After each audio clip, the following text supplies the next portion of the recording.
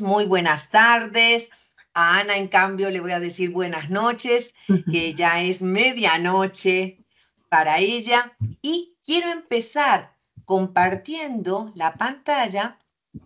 Entonces, pues a todos agradecerles eh, por su asistencia. El ciclo de webinars comenzó el día 7, finalizará el día 16 y agradecemos a todos por su puntualidad, sobre todo porque tenemos pues conferencistas de fuera. En este caso, el día de hoy tenemos a la doctora Ana Ruiz, que al estar al otro lado del océano, para ella ya son las 12 de la noche, o sea, el día sábado. Y ella nos va a acompañar con el tema Bases genéticas de la discapacidad intelectual, mecanismos moleculares, variantes genéticas y métodos diagnósticos. Y me gustaría contarles algo de quién es la doctora Ana Ruiz. Ella obtuvo el doctorado en genética por la Universidad de Barcelona en el año 2000, con la calificación de premio extraordinario. El proyecto de tesis doctoral enfocado en las bases genéticas del melanoma esporádico y familiar fue realizado en el Instituto de Investigación Oncológica. Posteriormente, continuó la actividad investigadora en el Instituto de Salud Infantil en Londres, Reino Unido, donde trabajó con modelos celulares y murinos de leucemia linfoblástica aguda. En 2007 se incorporó como investigadora postdoctoral senior al Instituto de Investigación de la Vall d'Hebron en Barcelona, donde supervisó varios proyectos de investigación en cáncer de ovario y endometrio con el objetivo de identificar biomarcadores de diagnóstico y pronóstico. En 2011 se incorporó al Laboratorio de Genética de la Corporación Sanitaria Parc Taulí como facultativa, donde realiza principalmente tareas asistenciales de diagnóstico genético, compaginándolas con la investigación. Ha sido responsable de la incorporación de la secuenciación masiva como herramienta para el diagnóstico del cáncer hereditario y de otros trastornos del desarrollo. Actualmente es líder del grupo de investigación sobre trastornos del neurodesarrollo de base genética. Los principales objetivos son la innovación en el desarrollo de las tecnologías ómicas y Big Data para la búsqueda de variantes genómicas asociadas a los trastornos del neurodesarrollo, el análisis de factores genéticos implicados en la susceptibilidad de trastornos neuropsiquiátricos y el desarrollo de nuevas terapias y una medicina de precisión para el tratamiento de los trastornos del neurodesarrollo basada en la información genética individual. Con esto quiero darles la bienvenida a la doctora Ana Ruiz. Ana, por favor. Muchas gracias, Paola, por la presentación y bueno, y muchas gracias por la invitación para poder presentar el trabajo que hacemos en el laboratorio del Parc Taulí. Les comparto la pantalla, ¿vale? A ver si sale bien.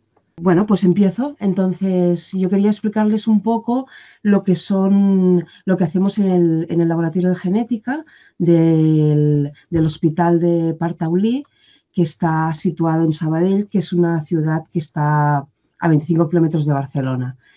Bueno, para que se hagan, bueno, aquí tenía un poco una diapositiva para ponerlo en contexto, porque yo ya sé que mucha gente no sabe lo que es Sabadell.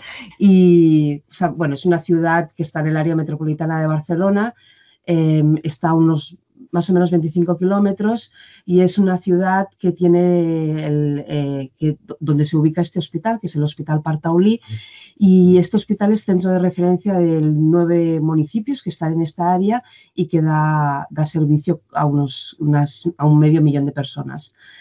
El Hospital de Sabadell es un hospital universitario que está adscrito a la Universidad Autónoma de Barcelona, que está localizada en una población que se llama Bellaterra, que está también ahí al lado de Sabadell. Tiene junto al hospital también hay un instituto de investigación e innovación que se llama I3PT, es el Instituto de Investigación del Parc Taulí. Y referente a nuestro ámbito de trabajo, el Parc Taulí es centro de referencia de enfermedades cognitivo-conductuales de base genética tanto en la edad adulta como pediátrica a nivel de Cataluña. Somos centro de referencia con 2 hospitales más de Barcelona, el Vall d'Hebron y Sant Joan de Déu. Y a nivel del laboratorio, en nuestro laboratorio es también laboratorio de referencia de diagnóstico en enfermedades cognitivo-conductuales de base genética a nivel de Cataluña, junto también con Vall d'Hebron y Sant Joan de Déu. Entonces yo lo que les quería explicar es, bueno, aquí había hecho un pequeño índice, lo que es la discapacidad intelectual o retraso global del desarrollo, las comorbilidades que se presentan, cuál es la base genética de la discapacidad intelectual, cuáles son las técnicas de detección de las alteraciones genéticas etiológicas, cuál es el algoritmo de diagnóstico que utilizamos en el Partaulí para hacer el diagnóstico de estas enfermedades. Explicaré un poco cuál ha sido nuestra aplicación de un panel de genes para detectar variantes genéticas en discapacidad intelectual.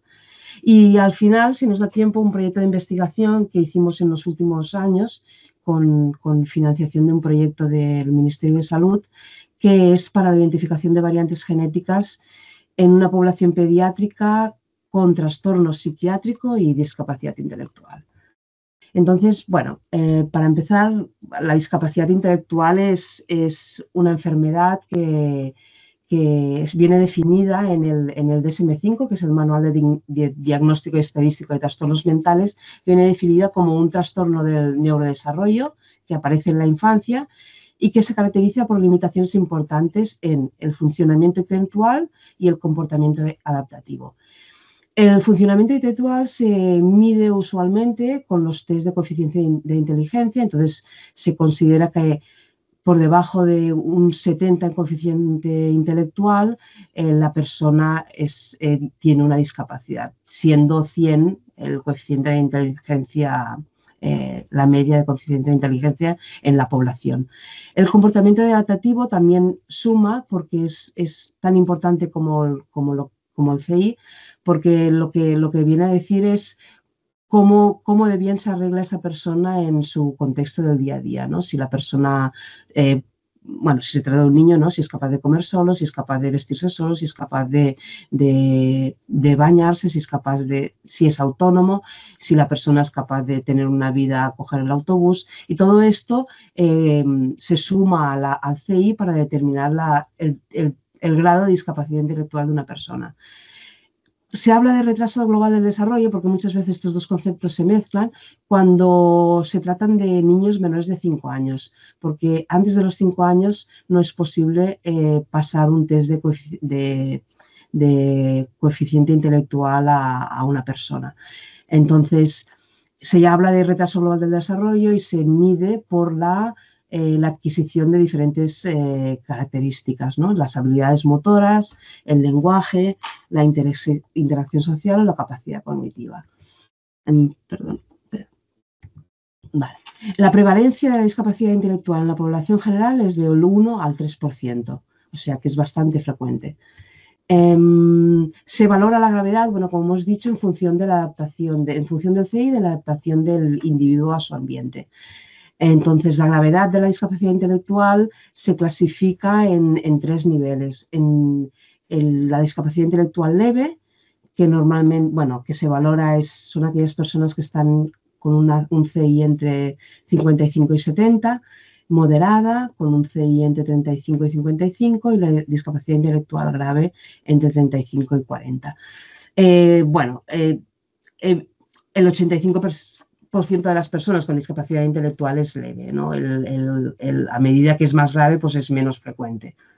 La discapacidad intelectual también se presenta muchas veces asociada a otras enfermedades y a esto se le llama discapacidad intelectual sindrómica. Normalmente hay varias afectaciones de diferentes órganos y que se asocian con DI. Puede ser una afectación motora en un 20 o 30% de los casos, una afectación visual o auditiva, 10 al 20% de los casos. La epilepsia es bastante frecuente, del 15 al 30% de los casos. El autismo acompaña muchas veces a la discapacidad intelectual, en un 10% de los casos. El trastorno por déficit de atención y hiperactividad, en un 30% de los casos. Y los trastornos del lenguaje. También es muy frecuente en las personas con discapacidad intelectual que tengan trastornos de salud mental y de conducta, entre un 30 y un 40% de los casos. La etiología de la discapacidad intelectual la podemos dividir en varios factores. Hay un 45% de las causas de discapacidad intelectual ya se sabe que son factores genéticos. Un 25% se debe a factores ambientales y un 30% es todavía de etiología desconocida. Cuando hablamos de los factores genéticos, de este 45%, pues tenemos las anomalías cromosómicas en un 10%, los cambios en el número de copias, las CNVs, entre un 10 y un 15%, y las alteraciones en la secuencia génica, ¿no? Las mutaciones puntuales, entre un 30 y un 40%. Esta herencia de estas alteraciones genéticas puede ser tanto autosómica dominante, se ha descrito, ligada al cromosoma X, o autosómica recesiva. Cuando hablamos de los factores ambientales, de este 25%, pues se debe a varios factores, las infecciones durante el embarazo, los teratógenos, la prematuridad o la asfixia en el nacimiento. Y cuando ya hablamos de la etiología desconocida, aunque no se conoce, ya en muy alta probabilidad es una base genética. Son todos aquellos nuevos genes de discapacidad intelectual que todavía no se conocen. Hay una gran parte de la discapacidad intelectual que tiene una herencia poligénica, o sea que no viene determinada por un solo gen, sino por muchos. Y después también tenemos muchos genes donde todavía no se han detectado alteraciones en regiones no codificantes que podrían ser causales. Bueno, aquí esta es la típica imagen, ¿no? de lo que son, de la frecuencia de cuán común es una variante y cuán penetrante es. Entonces, en discapacidad intelectual tenemos los dos tipos de variantes. Tenemos variantes comunes que son frecuentes en la población y que tienen baja penetrancia, y normalmente este tipo de variantes se detectan a través de los estudios de asociación o de GWAS. Y por otro lado tenemos las variantes raras que tienen una penetrancia muy alta y que son las típicas que causan las enfermedades genéticas. Este tipo de variantes son las que nosotros intentamos detectar en el laboratorio de diagnóstico, porque son las que se pueden detectar con las técnicas que utilizamos. Entonces, ¿qué técnicas utilizamos? Ahora ya la verdad es que el cariotipo se utiliza poco o nada para el diagnóstico de la discapacidad intelectual, pero originalmente lo he querido poner porque cuando no había nada más, pues se hacían cariotipos, ¿no? Y detecta anomalías cromosómicas, ¿no? Tiene una resolución relativamente baja, ¿no? De 5 a 10 megas, y lo que puedes detectar son las alteraciones en el número de cromosomas y las alteraciones estructurales, tanto translocaciones como inversiones, como deleciones y duplicaciones. La técnica más utilizada para el diagnóstico de la discapacidad actualmente es el cariotipo molecular o el array de genómica comparada, ¿vale? Entonces, esta técnica lo que detecta es los cambios en el número de copias. Tiene una resolución de alrededor de 1 kilobase y con esta técnica se han descubierto que existen muchas regiones en los diferentes cromosomas que o bien están delecionados o duplicados y que son causa de discapacidad. Estas regiones que se llaman microdeletion o microduplication syndromes, son relativamente frecuentes y se van repitiendo, porque normalmente son microdeleciones y microduplicaciones que están flanqueadas por repeticiones que hacen que sufran recombinación homóloga durante la meiosis. Entonces, nosotros en nuestro laboratorio utilizamos este array, que es un array, bueno, la casa comercial es OGT, es un array de 180.000 sondas que puede detectar CNVs en 502 genes a un nivel exónico, o sea, tiene bastante resolución. ¿Vale? Entonces, y la última técnica que se utiliza, y ahora ya casi pronto será la primera técnica. Ahora todavía el array es la primera línea de diagnóstico, pero bueno, la secuenciación del exoma será la siguiente, será lo que venga ahora. Entonces, en la secuenciación del bueno, pues se secuencian todos los genes, que aproximadamente son unos 23.000 genes, y lo que haces es una fragmentación del DNA, se captura el exoma con sondas marcadas y luego esto se pasa por un secuenciador que secuencia a nivel de nucleótido y después con las páginas bioinformáticas pues tú puedes detectar alinear y detectar la variante identificar la variante que se ha producido, ¿vale? Lo que tú puedes llegar a detectar son alteraciones en la secuencia de nucleótidos, ¿no? Y entonces esto tiene una resolución de una base, o sea, es la más alta resolución, y detectas cambios de nucleótido, pequeñas deleciones e inserciones, que lo que hacen es alterar la secuencia del gen y de la proteína que codifica. Entonces, una vez detectadas estas variantes, lo que hacemos es, lo que se ha de hacer es clasificarlas, ¿no? Y ver si estas variantes son patogénicas o no son patogénicas, si son causantes o no de la enfermedad del paciente. Entonces, seguimos las guías internacionales para la clasificación de variantes, ¿no? Las variantes se clasifican en patogénicas, probablemente patogénicas, inciertas, probablemente benignas o benignas. Y esta clasificación se hace en base a unos criterios, que son los criterios del American College of Medical Genetics, que fueron publicados inicialmente en 2015, que han sufrido varios updates, pero que principalmente se basa en que para cada variante tú pones una serie de criterios que se basan en frecuencia poblacional, en el tipo de variante, si es loss of function, si es missense, en si hay estudios funcionales de la variante, en el tipo de gen que está mutado. Y estos criterios que tú vas poniendo se van sumando, se van restando y al final, según el puntaje que sale, tú dices que clasificas una variante como patogénica, si es que te sale un puntaje hacia arriba o benigna. Bueno, ahora lo enseñaré mejor. Entonces, como vemos que poner todos estos criterios no es fácil y hay muchos criterios. Entonces, han salido páginas web, plataformas en que te ayudan a poner estos criterios. Entonces, Barsom, que no sé si lo conocen, pero bueno, nosotros lo utilizamos bastante, es una plataforma donde tú pones la variante que quieres y el Barsom te la clasifica. Bueno, te da muchos más datos, pero también te clasifica la variante y te va poniendo los criterios de forma automática que considera que cumple o no cumple. Y te hace la suma y te dice al final, con los puntos que tiene la variante al final, si es patogénica o probablemente patogénica. Estos criterios se han de revisar porque a veces se equivoca y además hay criterios que la máquina no sabe, ¿no? Porque hay criterios, por ejemplo, si la variante es heredada o es de novo, esto también tiene su importancia. Entonces, tú tienes que modular esto, pero es una gran ayuda. Barsom es uno de los programas, hay múltiples programas que sean libres y gratis, que es lo que también utilizamos nosotros. Está Barsom, también está Franklin, que también es un buen programa. Hace lo mismo, tú le pones la variante y él te la clasifica y también te pone los criterios. Tiene una presentación diferente, pero hace más o menos lo mismo.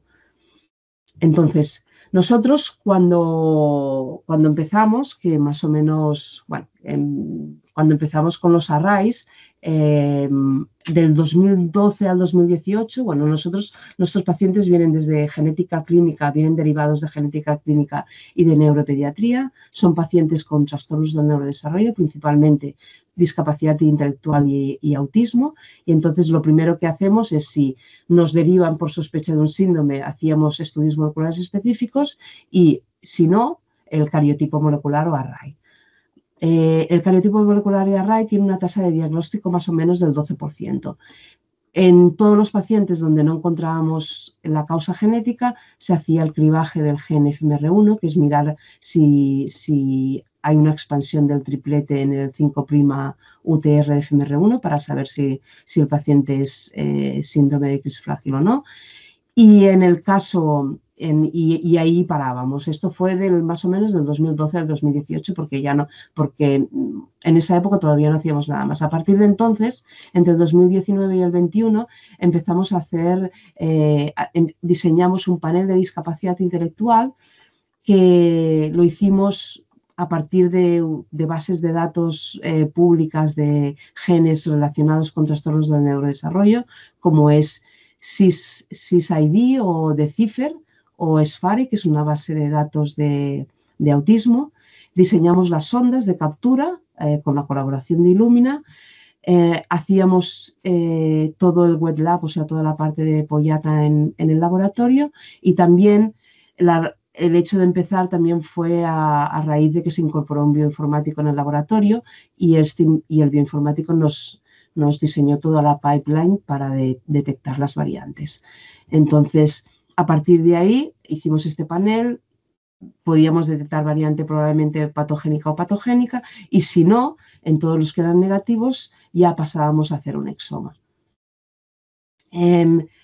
El diseño del panel de discapacidad intelectual, bueno, lo hicimos a partir de esta base de datos, que si estáis interesados en lo que es la discapacidad intelectual de los trastornos del neurodesarrollo, es una súper buena base de datos, está súper actualizada y es curada por expertos. O sea, la información que hay aquí está basada en datos científicos.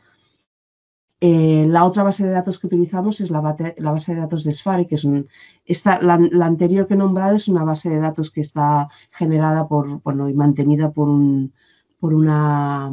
en Europa, en Holanda creo que es, y la base de datos de SFARI es una base de datos de autismo. SFARI es una organización de pacientes y familias con autismo, y donde hacen mucha investigación y generan mucha información.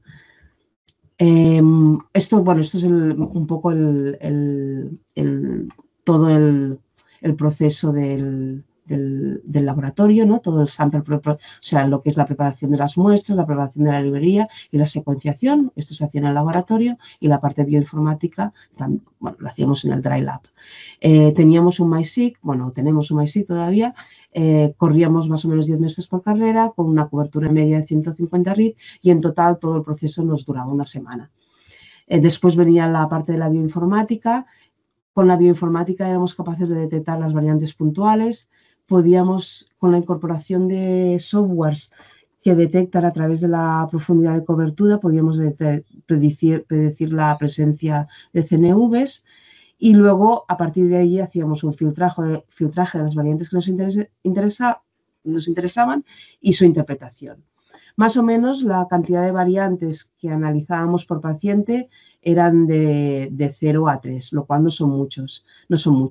Y el tiempo de respuesta era aproximadamente desde que llegaba la muestra hasta que hacíamos el informe, era de 2-3 meses. Esto es un proceso bastante rápido, poder trabajar así, y esto se debe a que el panel de discapacidad intelectual era un panel que lo hicimos con mucha atención para realmente solamente poner aquellos genes que sabíamos que eran capaces de diagnosticar. Y este panel tenía, creo que eran unos 400 genes. Que comparado con un exoma que tiene pues 23.000, pues claro, la diferencia es muy, muy grande.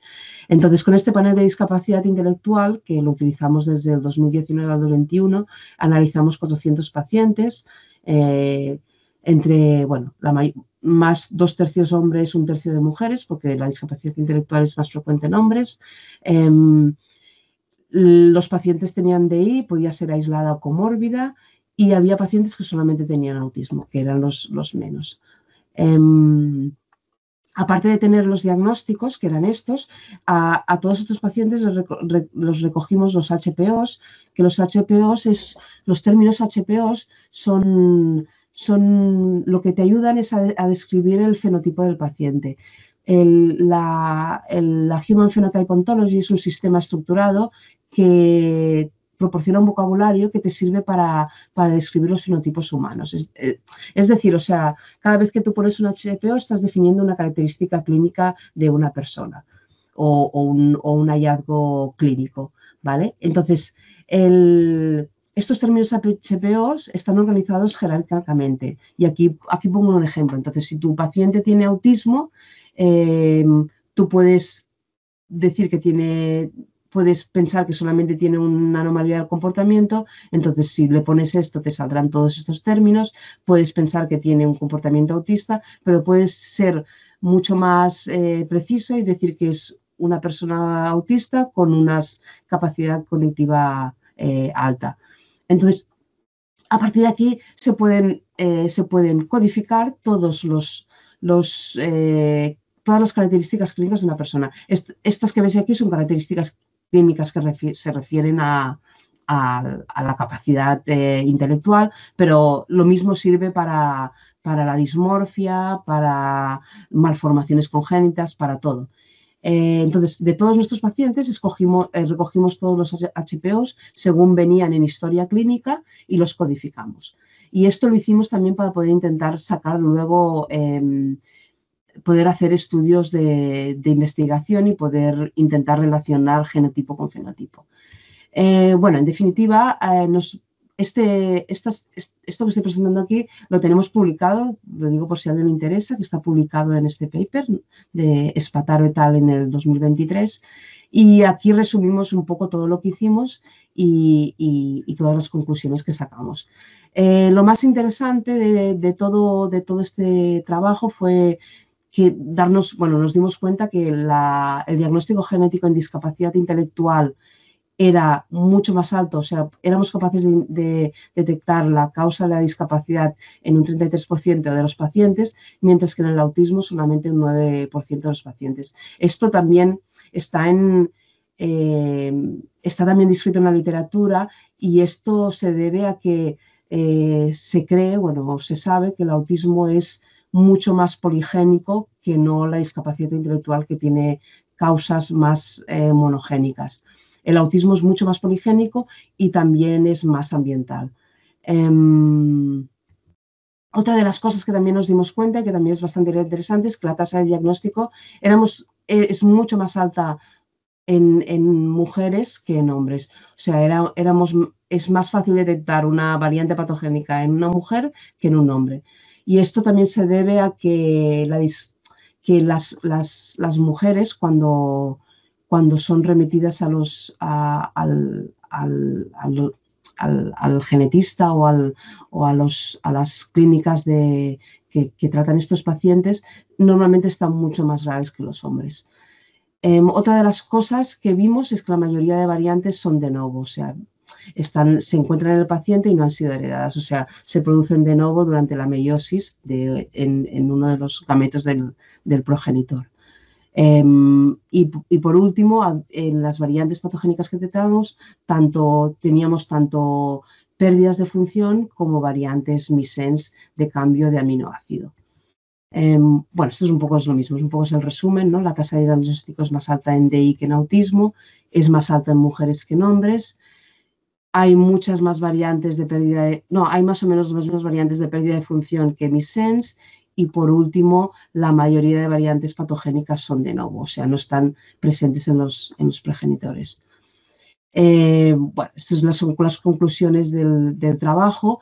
Y aparte de esto, hicimos también un estudio intentando relacionar fenotipo con genotipo y vimos que algunas características clínicas realmente predicen la presencia de variantes patogénicas. Por ejemplo, las malformaciones cerebrales son un signo que te dice que esa paciente es altamente probable que tenga una variante patogénica. A medida que ha pasado el tiempo, con la disminución del precio del exoma, porque cuando empezamos, no sé, en el 2015 empezamos a hacer algún exoma, aquí en España más o menos un exoma costaba 1.000 euros, hasta ahora que cuesta 150 euros, pues claro, en 5 años, 6 años ha bajado pues un montón. Entonces ahora realmente hacer un exoma es ya nos hemos dado cuenta que es mucho más barato que hacer un panel de discapacidad intelectual donde nosotros teníamos que diseñar las sondas, estas sondas eran customizadas y decidimos pasarnos, con esta disminución del precio, decidimos pasarnos el exoma. Y también el hecho de que en un panel, la diferencia entre un panel y el exoma es que en un panel tienes un número determinado de genes que están ahí y que son los que son, en cambio en el exoma puedes mirar y analizar todos los genes que quieras, ¿no? Y a medida que pasa el tiempo se descubren más genes y por tanto hay más genes que analizar. Entonces ahora nuestro algoritmo de diagnóstico desde el 2022 es a todos los pacientes con trastornos del neurodesarrollo. En paralelo se le hace el estudio de Array todavía como primera herramienta diagnóstica junto con el estudio del X frágil, y si uno si salen negativos se pasa a hacer un exoma. ¿Vale? Y en este exoma completo, evidentemente, no miramos los 23.000 genes, sino que filtramos por los genes que consideramos que son genes de discapacidad intelectual y autismo, según están en estas bases de datos curadas de las que os he hablado. Cuando no encontramos en el exoma, normalmente al cabo de 2-3 años, hacemos un reanálisis de este exoma para ver si podemos detectar algo que no habíamos detectado antes. Y esto es tal y como lo hacemos ahora. En un futuro, seguramente, ya que la taxa de diagnóstico del exoma es más alta que la del Array, porque la taxa de diagnóstico del Array es un 12%, la del exoma, como os he dicho, o la del panel de DI es alrededor del 25%. La idea es cambiar el orden, ¿no? Primero hacemos un exoma y detectamos el 25% de las variantes patogénicas, y en los que no detectemos nada, entonces pasaríamos a hacer un array. Pero esto está todavía en vías de optimización. Entonces, bueno, lo otro que os quería explicar, no sé si hay tiempo, bueno, es un proyecto de investigación que nos dieron, es un FIS, bueno, es del Ministerio del Instituto de Salud Carlos III, que nos dieron en 2019, duraba 3 años, pero bueno, nos ha durado mucho más porque a raíz de la pandemia muchos de los pacientes no los pudimos reclutar cuando tocaba y se ha alargado bastante. La idea de este proyecto era ir un poco más allá y estudiar identificar las variantes genéticas o la causa genética en pacientes con trastorno psiquiátrico. Entonces, se sabe que los trastornos psiquiátricos tienen una base genética, bueno, ya se sabe que tienen una heredabilidad muy alta, tanto bueno, los trastornos bipolares, la esquizofrenia, la depresión mayor. Esto se sabe tanto, bueno, la hereditabilidad, también ya se sabe a través de los estudios de gemelos, ¿no? Hay un 80% de concordancia entre gemelos para el TDAH, para el autismo y para la esquizofrenia. Y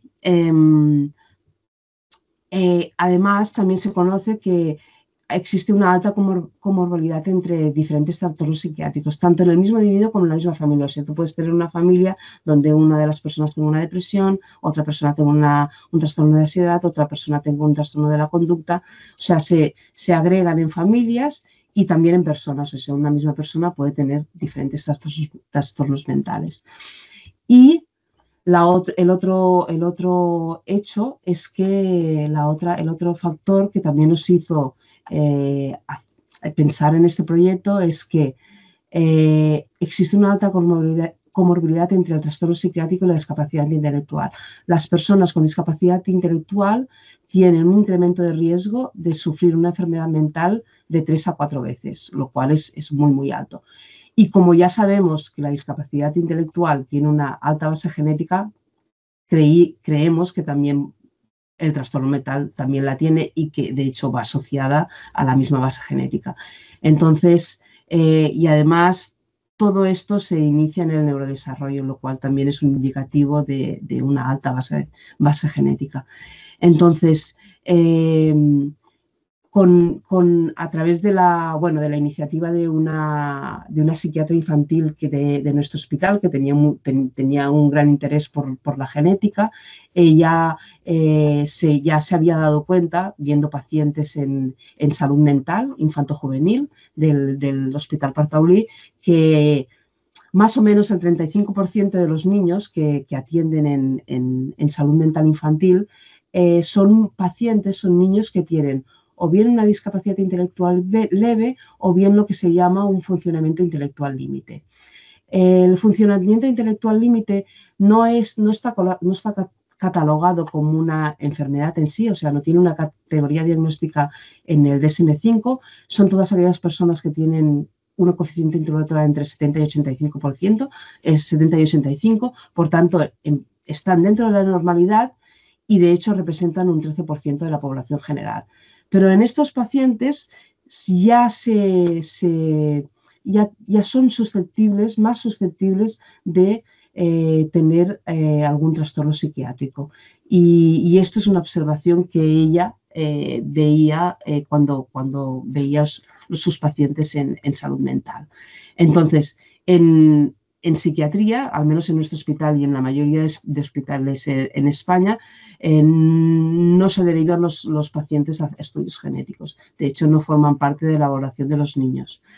Y de ahí nació la idea de hacer este trabajo y de pedir esta beca y que al final nos dieron. Entonces, la hipótesis era que las alteraciones genéticas también tienen un rol importante en el desarrollo de las patologías mentales en niños y adolescentes con una discapacidad intelectual leve o con un coeficiente intelectual límite.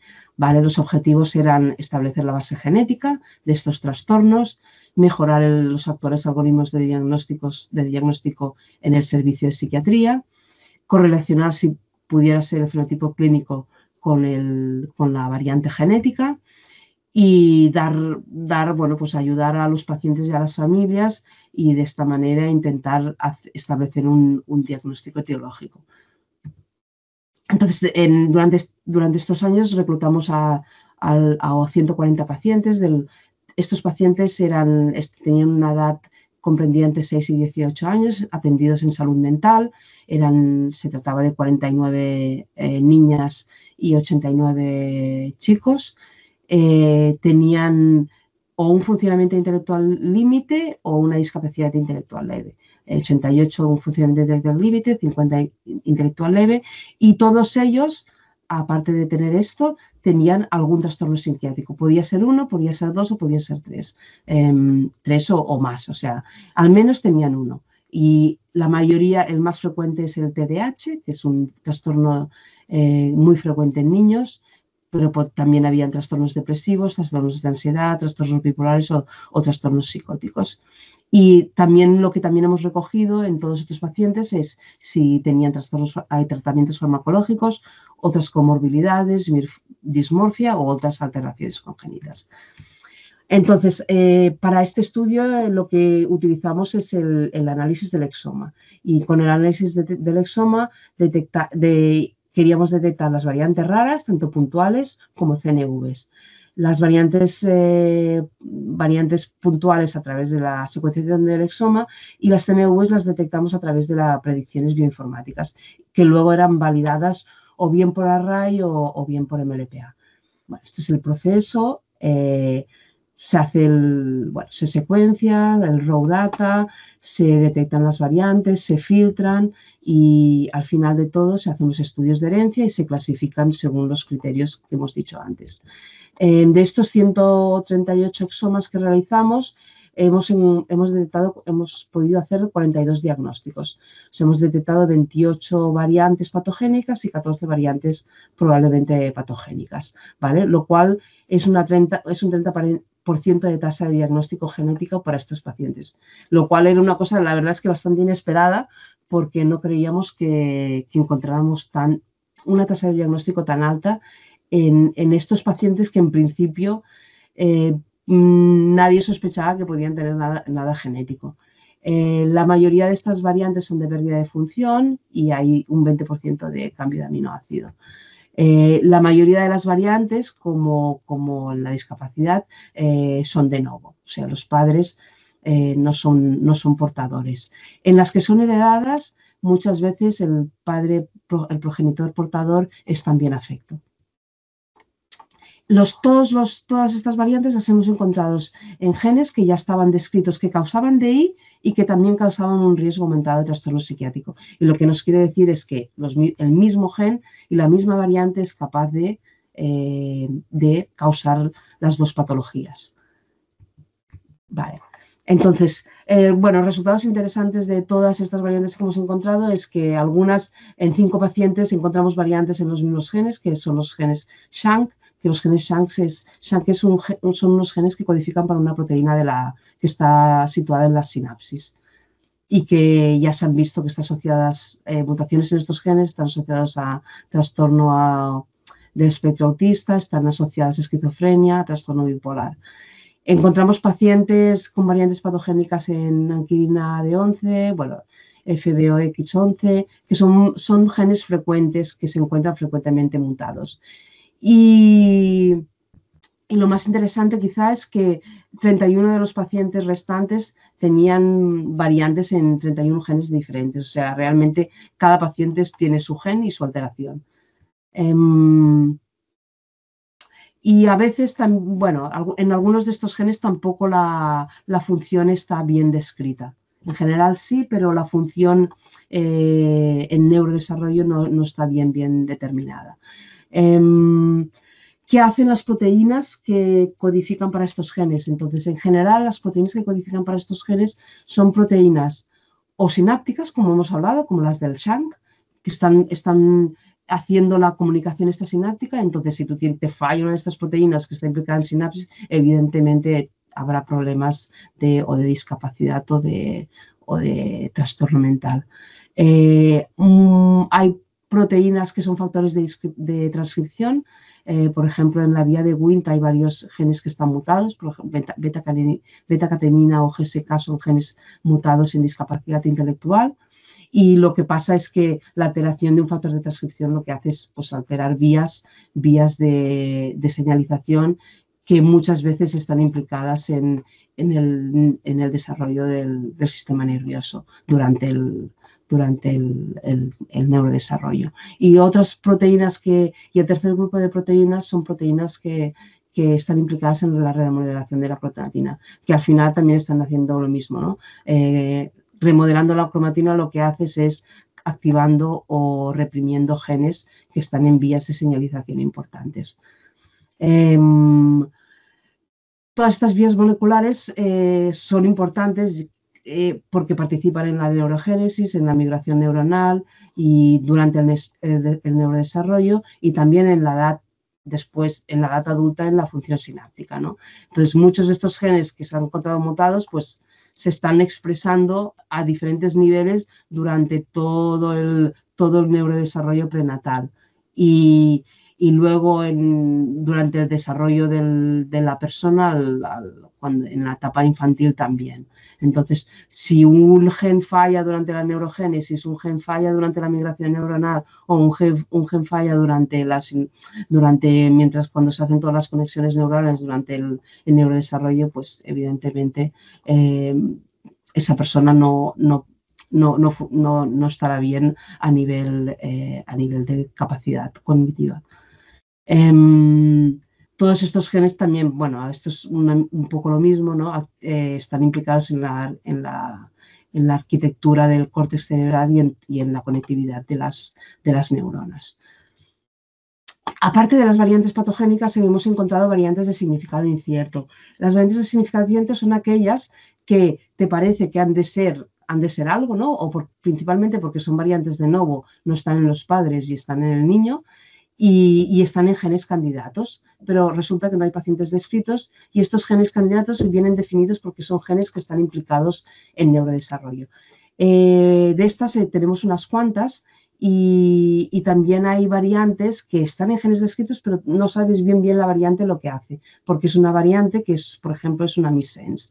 Entonces, con este tipo de variantes, nosotros lo que hemos hecho y lo que os quería explicar, porque es muy interesante, es ponernos en contacto con investigadores de todo el mundo. Entonces, a través de una plataforma que se llama GenMatcher, tú puedes entrar tu variante, puedes entrar el gen en el que tienes interés y de esta manera te conecta con todos aquellos investigadores o clínicos que también tienen variantes y tienen interés por el mismo gen. De esta manera se pueden establecer colaboraciones con gente que está a lo mejor en el otro lado del mundo, pero que son súper útiles porque estos genes son, al final, todo esto son variantes raras, son enfermedades minoritarias y es muy difícil que un mismo hospital tenga varias variantes en el mismo gen. Entonces, de esta manera se pueden hacer cohortes más grandes, se pueden estudiar los fenotipos, se pueden hacer estudios funcionales y la verdad es que da muchas colaboraciones. De hecho, bueno, os quería enseñar que realmente se tiene éxito con estas colaboraciones porque nosotros con estas colaboraciones hemos conseguido publicar papers, que son papers que están en revistas de impacto y que nos permiten hacer un poco más de investigación. Y bueno, para finalizar, creo que es la última diapositiva. Las conclusiones de este trabajo es que, en este caso, es que la secuenciación del exoma nos permite detectar variantes causales en discapacidad intelectual y trastorno psiquiátrico en un 30% de los pacientes, que el 80% de las variantes causales son de novo, que los trastornos psiquiátricos y la discapacidad intelectual están causados por variantes en los mismos genes, o sea, no es que haya un gen para el trastorno psiquiátrico y un gen para la discapacidad, sino que el mismo gen causa las dos cosas. El mismo gen puede además causar diferentes patologías psiquiátricas, o sea, hay cohortes de pacientes donde el mismo gen puede causar el TDAH, puede causar un trastorno de ansiedad o puede causar un autismo. Y nosotros también, a partir de ahí, recomendamos incluir los estudios genéticos en los pacientes atendidos en salud mental, en particular aquellos que presenten una discapacidad intelectual leve o un coeficiente intelectual límite. Y bueno, para finalizar, pues presentar a nuestro grupo, ¿no? Porque esto es un trabajo que hemos hecho, bueno, muchos de nosotros, y en particular el laboratorio de genética, que aquí hay, bueno, representados los que somos, la parte de genética clínica del Partaulí, en lo que he presentado al final del proyecto de investigación en salud mental infanto-juvenil. Y luego este es un centro que está cerca de Sabadell y que también tienen pacientes con enfermedades psiquiátricas. Y bueno, espera un momento. Y muchas gracias. Ahí está. Muy bien. Espero Muchas que gracias. se haya entendido y que Sí. he ido un poco rápido, pero ya No. veía que si no me daba tiempo. Pero no No, sé, muchísimas gracias. cualquier pregunta que quieran hacer o ya... Sí. Espero, ¿dejo de compartir o no? ¿O prefieres tener la pantalla? No hay ningún problema. Bueno, Lo como que te quieras. sientas a No, gusto. Y sí. lo que voy a hacer es, estoy mirando de todos en el chat que primero fueron poniendo sus nombres por la asistencia, estoy Vale. revisando para empezar a decirte preguntas. No, siguen poniendo nombres. Aquí, ya llegamos a una pregunta. Preguntan, ¿qué genes se han visto más afectados en pacientes con autismo severo y qué tan temprano es el diagnóstico de la misma? A ver, ¿qué genes están afectados en autismo grave? Claro, así de golpe me cuesta, o sea, lo puedo buscar, porque la verdad es que los genes no me acuerdo. Por ejemplo, es que a lo mejor diría un gen y que no es, o sea, no sé, prefiero, o sea, si quieres, o sea, la base de datos es FARI, que es esta base de datos de autismo, que es una base de datos de Estados Unidos. Allí es muy fácil encontrar los genes causales de autismo. Y además los tienen clasificados por genes que son de diagnóstico, o sea, genes con una evidencia o sea, que claramente son diagnósticos, genes con menos evidencia y genes con poca evidencia. Yo, es que ahora decirte es que no sé, es que no me acuerdo, es que son tantos genes y tantas variantes, o sea, es muy difícil decirte qué gen, porque además autismo precisamente es de lo que menos encontramos y ahora no sabría decirte un gen en particular que esté. ¿Y cuán temprano es? Claro, un autismo grave es muy temprano, o sea, el autismo grave yo creo que al año ya se detecta, porque ya se ve que la persona no interactúa y tiene problemas de relación. Y bueno, si cuanto antes se detecta, se hace el diagnóstico y antes se deriva a un laboratorio de genética para hacer el diagnóstico, pues claro, antes se... Pero bueno, el diagnóstico del autismo grave es temprano porque se detecta enseguida. Bien. César, te veo que tienes la mano levantada.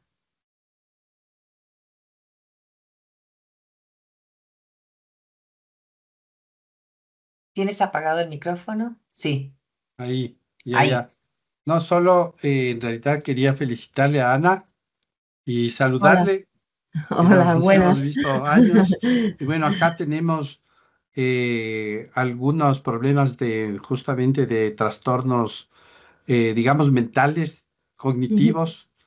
Y la mayoría de discapacidades en el Ecuador, curiosamente, casi el 60% son problemas de cognitivos y, digamos, de retardo mental, autismo y otras variantes. Solo eso quería en realidad decir, súper interesante el trabajo, sobre todo de los exomas y el descubrimiento de las variantes. Sí, muchas gracias. Pues muchos Veo de que estos, sí, que digo sí, que muchos de estos niños seguro, o muchas de estas personas seguro que tienen una causa genética. sí. También veía recién la mano levantada, no sé, de Mario. Ah, no, ya la ha bajado. También lo que nos dicen, o sea, Este. hablando con los clínicos, muchas veces nos comentan que el hacer un diagnóstico, bueno, ellos que dan los resultados, nosotros no vemos al paciente, entonces a veces es un poco difícil saber lo que implica tener un diagnóstico, pero ellos dicen que, o sea, las familias agradecen un montón tener un diagnóstico, Sí. porque primero, pues sabes lo que le pasa a tu hijo y muchas veces hay asociaciones de pacientes, o sea, es muy útil, o sea, en realidad no sirve en el sentido de que no se cura, ¿no? Pero es muy útil en el sentido de la ayuda que da a las familias. Aquí, por ejemplo, en España también hay ayudas por discapacidad, ayudas sociales me refiero, y el hecho de tener un diagnóstico genético también ayuda a este tipo de cosas. Y bueno, y lo agradecen, o sea, se agradece cuando tienen un diagnóstico. Sí. Ah, veo que ha vuelto a levantar la mano Mario Javier. Sí, una pregunta. ¿Qué gen implica tener epilepsia y por qué se da? ¿Qué genes están implicados en epilepsia? Sí. La mayoría de genes de epilepsia, bueno, normalmente son genes que están en los canales de los iones canales de potasio, los canales de calcio, y también hay genes que están, o sea, los genes que están implicados en sinapsis. Entonces, más que genes de neurodesarrollo, o sea, son genes de sinapsis. Y cuando falla el canal, pues si el canal no se abre cuando se debe abrir entonces el neurotransmisor no se deja ir cuando se tiene que dejar. O sea, la transmisión del impulso, o sea, del impulso eléctrico, pues falla, y ahí es cuando se dan las epilepsias. Y normalmente hay varios tipos, pero las canalopatías, que es como le llaman los neuropediatras que están especializados en epilepsias, las mutaciones en canales es lo más frecuente, en canales de iones ¿cómo se llama? En la sinapsis, en la membrana sináptica. ¿Y Bien. puede dar una neumonía o no? ¿Cómo? Por una neumonía puede dar la epilepsia. No sé, no tengo ni idea. Yo tengo epilepsia y esa era mi duda. No tengo ni idea. Eso sí que ya, no sé. Otra pregunta en el chat. ¿Cuál es el papel de la epigenética en la mutación en la neurogénesis? A ver, de la epigenética. Muchos de estos, bueno, como ya he dicho, que muchos de los genes que están mutados son proteínas que lo que hacen es remodelar la cromatina. Por tanto, lo que hacen es remodelar la cromatina significa, o sea, es la epigenética, ¿no? O sea, es metilan DNA y alteran o sea, y hacen los cambios en las histonas y hacen que la cromatina pues esté cerrada o esté abierta y de esta manera se expresan o no se expresan genes. Pero es una epigenética que viene dada, o sea, es una epigenética que viene determinada por la variante genética que esté mutada. Entonces, si falla un gen que codifica una proteína que está implicada en metilación del DNA, pues obviamente habrá alteraciones en la metilación del DNA. Y esto causará que muchos genes se expresen de forma, anómala. Y de hecho, muchos trastornos del neurodesarrollo, muchas enfermedades de estas sindrómicas de base genética, muchas de ellas se están descubriendo que tienen firmas epigenéticas específicas, porque realmente los genes cambian la epigenética y esa epigenética queda fijada allí y hace que haya unos genes que se expresen y otros que no, y esto es lo que causa el fenotipo al final. A ver, acá preguntaban, pero yo creo que ya lo está contestado, pero fue previo que decía por qué se da la epilepsia y qué gen se altera, así que no, ya eso ya está contestado. Buenas tardes, gracias por compartir su conocimiento, felicidades. ¿Podría repetir el nombre de la base de datos sobre el autismo, por favor? La del autismo es FARI, S-F-A-R-I. Perfecto, muy bien. Excelente ponencia, hermosa temática. Felicitaciones por tan hermosa presentación. La visibilidad que se le da a estos temas de discapacidad intelectual y de enfermedades mentales es algo que siempre debe agradecerse. Te siguen felicitando, excelente ponencia. Luego te preguntan, ¿cuáles son las próximas investigaciones que quieren hacer? El diagnóstico es importante, pero ¿tienen planeado hacer ensayos clínicos con terapia génica, tal vez? ¿Tienen alguna línea de investigación? Bueno, a nivel de laboratorio no, pero en el Parc Taulí, como somos centro de referencia para determinadas enfermedades, o sea, el Parc Taulí es centro de referencia a nivel español para el síndrome de Angelman, para el síndrome de Prader-Willi y para el síndrome de Kitts Frágil. Para estos síndromes o sea, el ser centro de referencia lo que significa es que hay un equipo multidisciplinar que ve a estos pacientes y que los sigue durante su vida. Y a nivel clínico hay investigación en ensayos clínicos, hay investigación con ensayos clínicos para el síndrome de Angelman y para el síndrome de Kitts Frágil.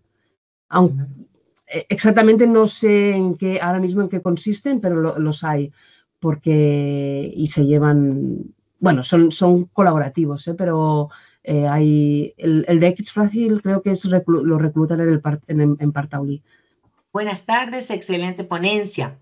En un paciente que solo detecten BUS, variante de significado incierto, ¿Estas son informadas en el reporte de NGS? Para estos, nosotros las que reportamos, o sea, reportamos algunas, ¿no? Encontramos muchas que en teoría, siguiendo la clasificación esta del American College, serían inciertas, pero el margen de incierto es muy alto, o sea, puede ser una incierta que sea casi lightly benign o una incierta que sea casi lightly patogénica.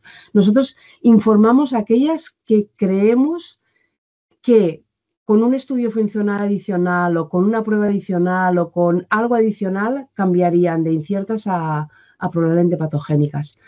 Porque, y entonces, entonces intentamos que sea algún tipo de estudio que se pueda hacer, ¿no? O una colaboración con un centro, como he dicho, ¿no? Una colaboración con GenMatcher o hacer algún estudio funcional, si se hace un estudio de RNA o lo que sea. Pero informamos pocas de BUS, solamente aquellos que estamos seguros que se va a poder hacer algo, porque al final tampoco estás dando un diagnóstico y generas más incertidumbre que otra cosa a los pacientes, a las familias. ¿Y cada cuánto tiempo revisan ustedes las bases como por ver si hubo un cambio en la clasificación de las variantes? O sea, las bases, es que las variantes son bastante únicas. O sea, la que encuentras tú es difícil que la haya encontrado otro. Hay algunas que se repiten, ¿eh? Porque como hay zonas del genoma que son fácilmente mutables. Pero nosotros lo que revisamos son las bases de datos de los genes para ir actualizándolos y cuando salen genes nuevos poderlos incorporar en nuestra... Eso sí que lo revisamos de hecho, cada vez que hacemos un análisis se actualiza la base de datos de genes. Esto a nivel... El hecho de tener un bioinformático da mucho juego. Es súper importante. Si no, no podríamos hacer lo que hacemos sin un bioinformático. Es un gran cambio. Porque realmente es capaz de... No, porque es capaz de hacer cosas que, bueno, si no sabes informática, no, es muy difícil para un laboratorio poder poner a punto. Bien. Preguntan también, ¿conoce información que nos pueda compartir sobre la relación de las mutaciones que se ha encontrado, la microbiota y enfermedades mentales? No sé, no, de la microbiota, no sé, sé que está muy de moda, pero no sabría decir. Ok. No sé. Seguro que ya se están haciendo muchos estudios, pero no nos hemos metido en eso. Bien. Otra pregunta, ¿hacen estudios solo a los pacientes o también a sus padres? Hacemos el estudio a los pacientes. Cuando vemos una variante que es interesante, miramos si los padres son portadores, pero solamente de la variante. No hacemos... De hecho, en el futuro queremos hacer exomatrío porque en principio la literatura dice que la tasa de diagnóstico es más alta, pero esto también incrementa el coste porque es hacer 3 exomas en vez de 1. Ahora no, hacemos solamente el paciente y si hace falta, pues los padres. Si no hace falta, pues no los hacemos. ¿Quién costea esto? ¿Esto hace parte de la seguridad social o cada paciente? No, es hospital público, forma parte de la seguridad social, sí. Es cartera de servicios. Bueno, no está definida la cartera de servicios, pero bueno, es cartera, en teoría es cartera de servicios ya se ofrece el exoma. La mayoría de hospitales, al menos en Cataluña, ofrecen exoma para este tipo de enfermedades. Muy bien. Preguntan, en el análisis, ¿qué profundidad de análisis es el aceptable como para dar que es una mutación real? ¿Y qué base de datos o herramientas bioinformáticas utilizan? Y en el caso de los CNVs, ¿cómo hacen para analizarlas? La profundidad para encontrar una variante en heterocigosis, nosotras, la mínima que damos por buena, es que al menos haya una cobertura de 20. Porque si hay algo en heterocigosis, al menos lo deberías ver en 10. Bueno, hay la variabilidad que hay y en principio es cobertura de 20. Cuando pedimos exoma, los exomas en teoría, cuando tú los pides, nosotros no tenemos un secuenciador en el hospital con la suficiente capacidad y entonces se externaliza. Los pedimos a 90 por. 90 por significa como media, pero eso significa que hay zonas que están súper bien cubiertas y hay zonas que no. El mínimo es 20 para poder dar una variante con fiabilidad.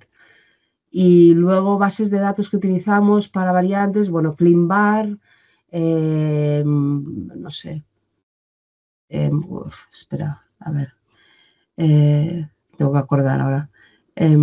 ClinVar, pues segurísimo, porque ahí la gente es donde vuelca las variantes. De hecho, nosotros volcamos las variantes en ClinVar también. Ajá. Y como base de datos, ClinVar. Decipher también. Decipher es una base de datos del Reino Unido que está súper bien también.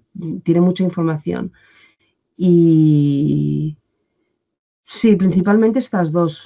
Sí, y no sé cuál era no sé si he preguntado algo más.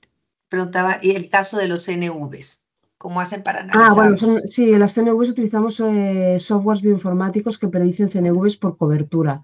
Entonces, nosotros utilizamos ExomDev, me parece que es, y el otro que utilizamos es un software que se llama XHMM. Bueno, estos son los dos que utilizamos para predecir CNVs. Muy bien, perfecto. Pues de parte de leerte todas las preguntas, que sepas que a lo largo de todo eso había muchos saludos, muchas felicitaciones, y veo que ya no hay más en el WhatsApp ni en chat, pero también sé que para ti ya es la una, sí. más de la 1 de la mañana, así que más bien agradecerte mucho, Ana, por tu presentación, por tus respuestas, y bueno, pues esperamos poder contar contigo en alguna próxima edición de los webinars. Gracias. Vale. Gracias, que descanses, Paula. Que ya hoy para ti ya es sábado. Sí, vale. Muchas gracias. Nos vemos pronto. Nos vemos pronto. A todos, muchas gracias por su asistencia y esperamos verlos entonces el día lunes a las 5 de la tarde. Que estará justo Sara Gutiérrez. Sí, es verdad, ya me lo dijo ya. Bueno, así que nada, pues los esperamos a todos el lunes. Cuídense, un buen fin de semana, descansen. Adiós, chao. Adiós.